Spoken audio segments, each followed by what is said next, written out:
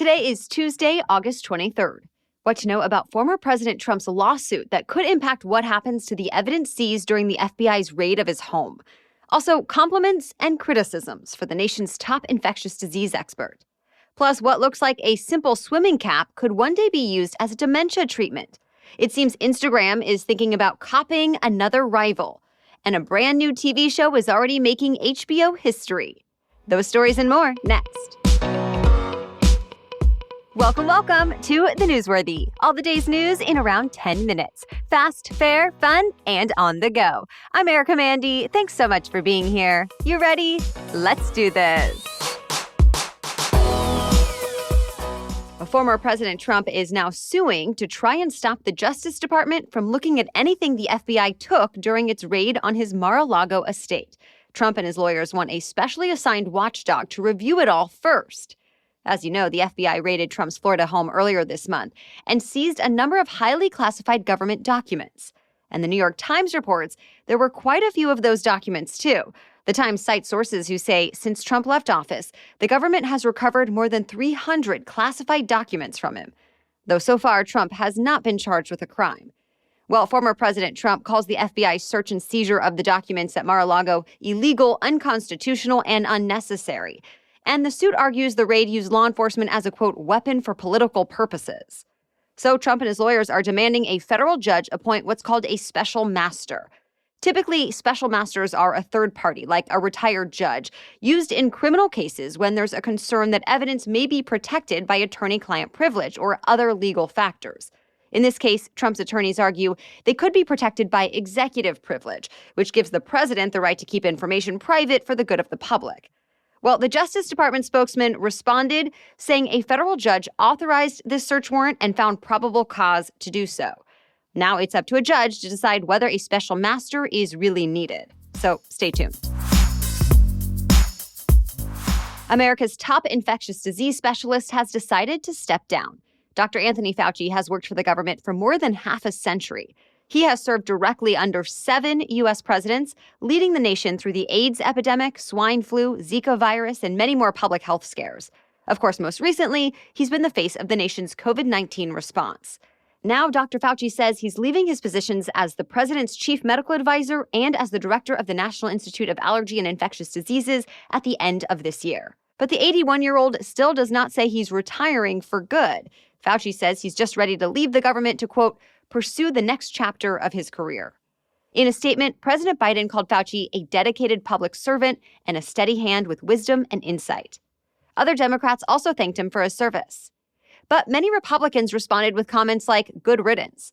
A lot of those same Republican lawmakers have been criticizing Fauci for a while, saying he has overstated the government's authority to require COVID-19 restrictions, and they've accused him of flip-flopping on some of the advice he gave out early in the pandemic. Now, some say whether he's in government or not, Fauci should be held accountable. Regardless of how anyone feels about him, one thing is clear.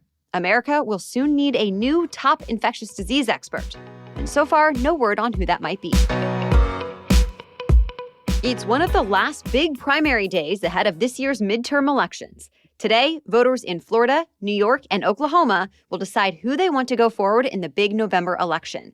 And there are some important decisions to make. We'll start with Florida. Voters there will decide which Democrat will go up against Republican Governor Ron DeSantis, either the state's agriculture commissioner or a congressman who has already been Florida's governor once before. Now over to New York. Because of redistricting, 2 longtime congressional Democrats are going up against each other, Carolyn Maloney and Jerry Nadler. In Oklahoma, 2 Republicans, who both support former President Trump, are up against each other for governor in a runoff. Whoever wins that race is expected to beat out the Democratic gubernatorial candidate in the fall, too. After this, just 5 more states will have primaries ahead of the midterms. Law enforcement officers in Arkansas are at the center of a brutality investigation that's quickly gained national attention. Someone captured video of a confrontation 3 officers had with a suspect over the weekend and shared it on TikTok. Since then, people all over the world have seen it, the officers were suspended, and even federal authorities have started a civil rights investigation. The video shows one officer punching the suspect with a clenched fist, another is kicking him, and a third is holding the man against the pavement. This week, the local sheriff explained what led up to all of this.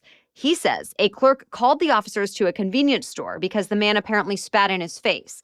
And he says when the officers got there, the man became violent toward officers first, something that just wasn't captured on the video.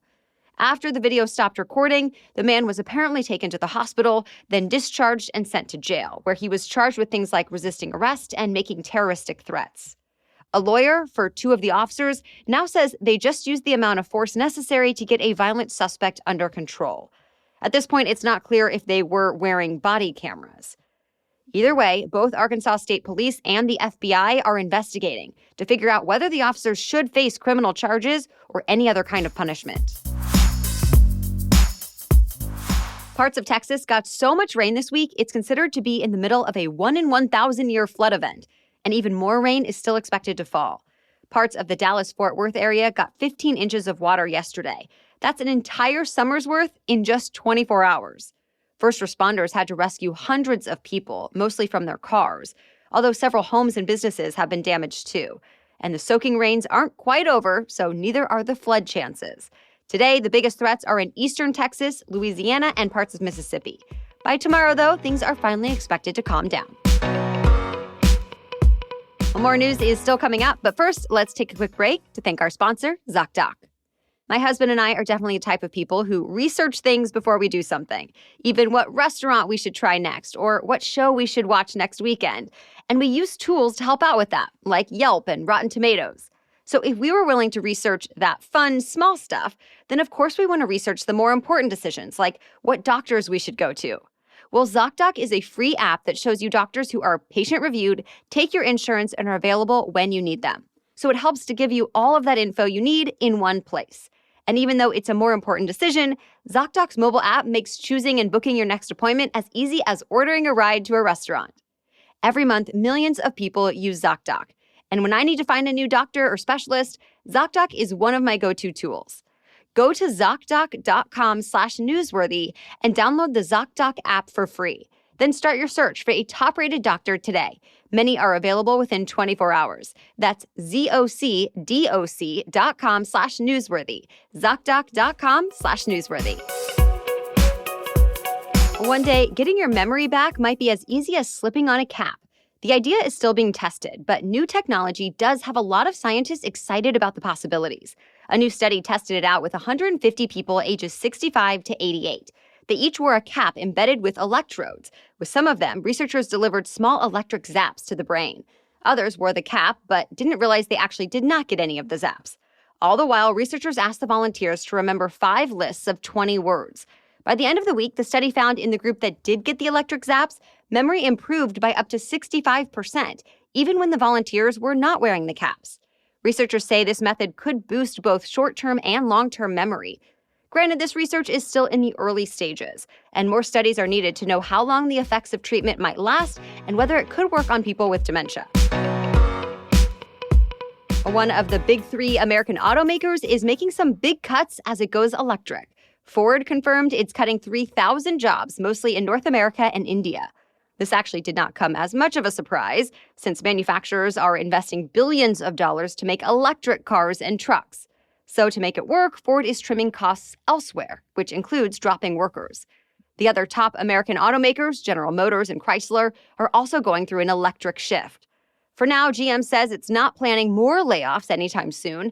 Chrysler is expected to cut at least some jobs, but it hasn't confirmed how many people might have to go. To be continued. It looks like Instagram is taking a page from an app that's often called the anti-Instagram. One developer confirmed the app is working on a feature he says is inspired by Be Real. That's an Instagram competitor that's been super popular lately. The idea of Be Real is that people can only take and post one picture a day to show whatever they're doing within a certain 2-minute window. And that window changes every day. So people spend a lot less time staging, editing, and perfecting their images. Well, Instagram's feature will apparently be very similar. The developer who posted about it said it's going to be called IG Candid Challenges, and it'll give users a notification every day at a different time to take a photo of their surroundings and share it within 2 minutes. So pretty much the same premise. For now, Instagram is telling news outlets like Bloomberg that this is just a prototype and it has not gone live yet. So it's not clear when or if the feature will actually be made available. The Game of Thrones prequel made history with its debut over the weekend. House of the Dragon brought in nearly 10 million viewers when its first episode dropped, making it the biggest HBO series premiere ever. Of course, this is likely because Game of Thrones was such a huge hit. GOT debuted in 2011, and even though it ended in 2019, it's still HBO's biggest hit of all time.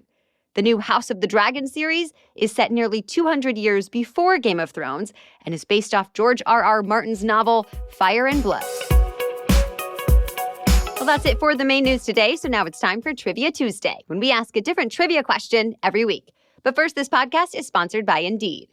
Businesses may start with a great idea and one person to get it going, but they typically won't go far and become the type of business making headlines without a great team. And to build a great team, you need Indeed. Indeed lets you find great talent faster through time-saving tools like Indeed Instant Match, assessments, and virtual interviews.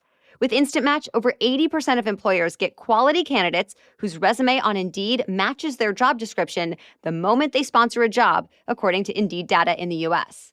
And Indeed helps star applicants shine with over 135 assessment tests. We're talking everything from cooking to coding. I love when a platform makes things easy by providing everything you need in one place. So join more than 3 million businesses worldwide that use Indeed to hire great talent fast. Start hiring now with a $75 sponsored job credit to upgrade your job at Indeed.com/newsworthy. Offer good for a limited time. Claim your $75 credit now at Indeed.com/newsworthy. Indeed.com/newsworthy. Terms and conditions apply. Need to hire? You need Indeed. Okay, now back to Trivia Tuesday.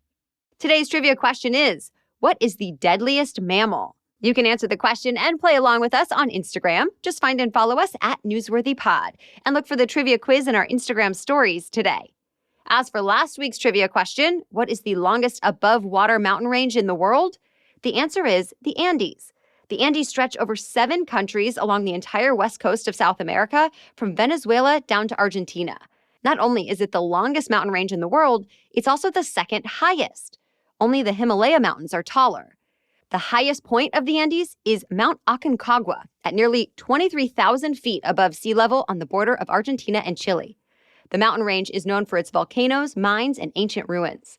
The Andes also have a lot of wildlife. Almost 1,000 species call the mountain range home, including almost 600 different kinds of mammals.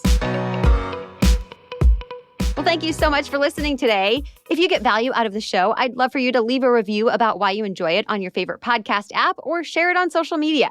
It's actually my birthday today, so it always makes my day to learn about people listening and to see how the show is helpful in your life. And if you're curious about how old I am today, well, we'll put that at the end of our trivia and news quiz today in Instagram stories. All right, we will be back with another news roundup tomorrow. Until then, have a great day.